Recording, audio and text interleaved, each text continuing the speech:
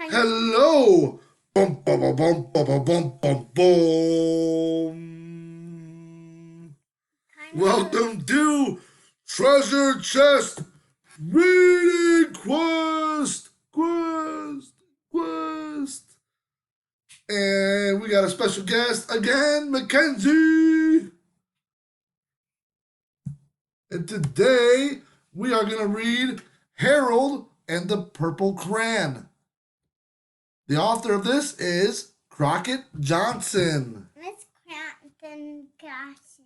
Crockett Johnson is the author of the book. And the author of the book is the person who... That's right! One evening, after thinking it over for some time, Harold decided to go for a walk in the moonlight. There wasn't any moon, and Harold needed a moon for a walk in the moonlight, and he needed something to walk on. He made a long straight path so he wouldn't get lost. And he set off on his walk, taking his big purple crayon with him. But he didn't seem to be getting anywhere on the long straight path. So he left the path for a shortcut across a field, and the moon went with him.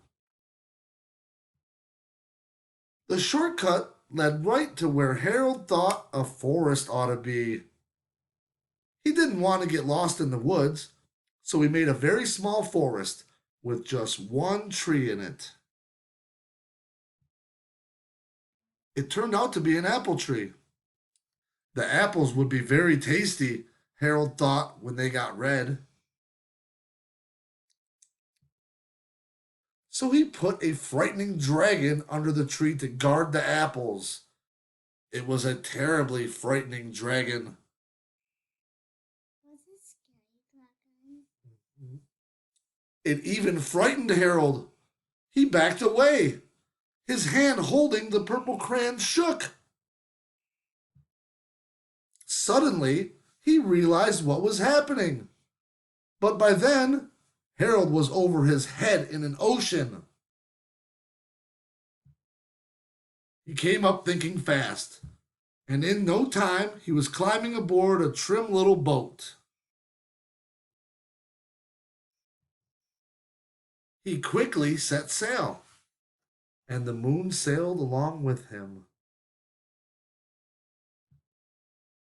After he had sailed long enough, Harold made land without much trouble. He stepped ashore on the beach, wondering where he was. The sandy beach reminded Harold of picnics, and the thought of picnics made him hungry, so he laid out a nice simple picnic lunch. There was nothing but pie, but there were all 9 kinds of pie that Harold liked best. When Harold finished his picnic, there was quite a lot left. He hated to see so much delicious pie go to waste. So Harold left a very hungry moose and a deserving porcupine to finish it up. And off he went, looking for a hill to climb to see where he was. Harold knew that the higher up he went, the further he could see, so he decided to make the hill into a mountain. If he went high enough, he thought he could see the window of his bedroom. He was tired and he felt he ought to be getting to bed. He hoped he could see his bedroom window from the top of the mountain. But as he looked down over the other side, he slipped. And there wasn't any other side of the mountain. He was falling in thin air. But luckily, he kept his wits and his purple crayon. He made a balloon and he grabbed onto it. And he made a basket under the balloon big enough to stand in. He had a fine view from the balloon, but he couldn't see his window. He couldn't even see a house.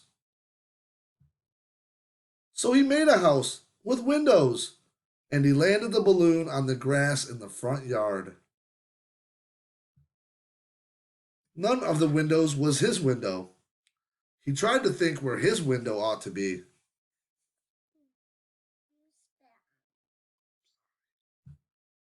He made some more windows. He made a big building full of windows.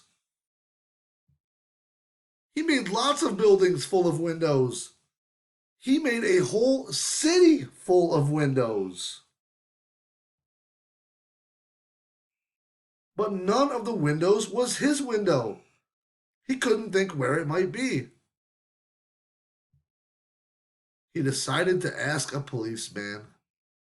The policeman pointed the way Harold was going anyway, but Harold thanked him. And he walked along with the moon, wishing he was in his room and in bed. Then, suddenly, Harold remembered. He remembered where his bedroom window was when there was a moon. It was always right around the moon. And then Harold made his bed. He got in it and he drew up the covers. The purple crayon dropped on the floor and Harold dropped off to sleep. The end. Thank you for joining us on Treasure Chest Reading Quest. And I hope everybody has a wonderful day. Bye-bye. Bye.